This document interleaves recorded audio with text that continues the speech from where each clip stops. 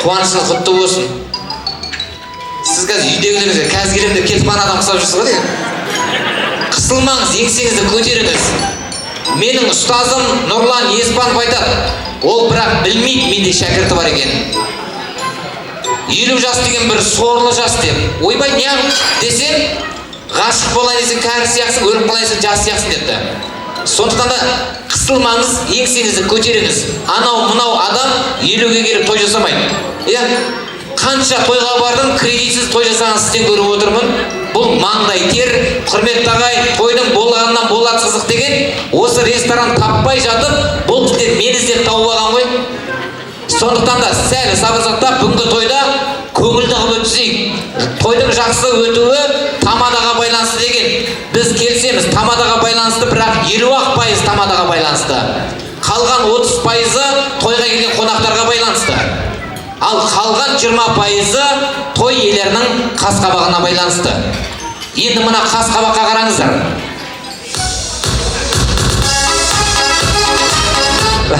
Вообще, әркім өз-өзіне мәз айтады.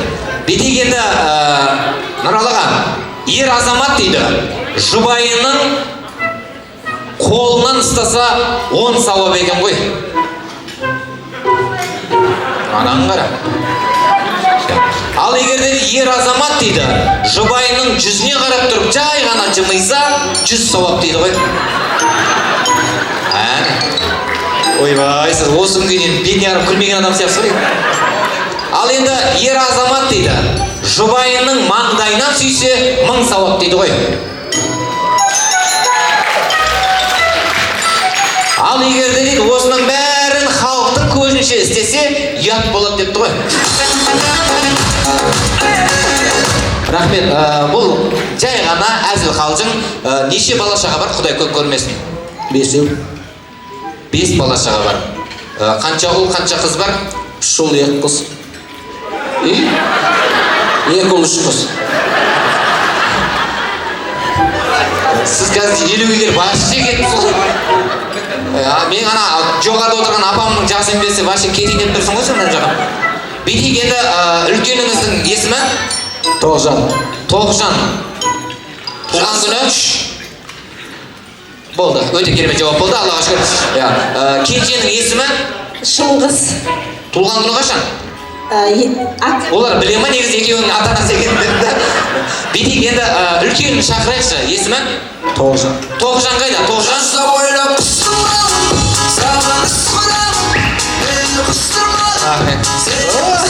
Ұқсамасың, тумаған тура әкең бөпсің ғой сен. Тұрмыста? Иә. Күйеу бала кім? Елдос. Елдос? Қайда Елдос? Кел оған.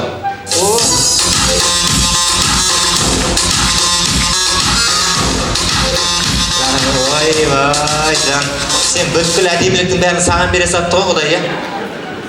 Саған қара. Красавчик ба? Күйеу баласы? Рахмет, әттең еркек болып туылдым. Қыз болып туылғанда семьясын құртатын ем бұның. Екіншісінің есімі? Нұрахмет. Нұрахмет? Нұрахмет қайда? Кел, ойбой, сен бір өгей баласы ұқсап жүрсің, кезек. Рахмет, молодец. Сен екіншісің ғой? Екінші. Үйленген? Жоқ, бойдақ. Бойдақ. Жасың нешеде? 22-де. 22-де. Үйлендіру керек. Ау? Айтпай қойыңыз ол тема. Болмай ма? Ақшамды аламай қойып жүрме, қоршымен. Үйленбен. Так, бетек енді осы кісілермен ғана жұмыс жасай берейік. Қалғандары майда болар ғой? Болады. Болат аға деңіз, мен папам сізден үлкен. Бетек, Нұралыға, қай жақтан бастаймыз? Оң жақтан, сол жақтан? Бәрібір деймін. Бәрібір деймін. Тойға келген қонақтарды қанша пайызды сіз шақырдыңыз? Түгел 100% ғой. Не қиналып тұрсыз көке?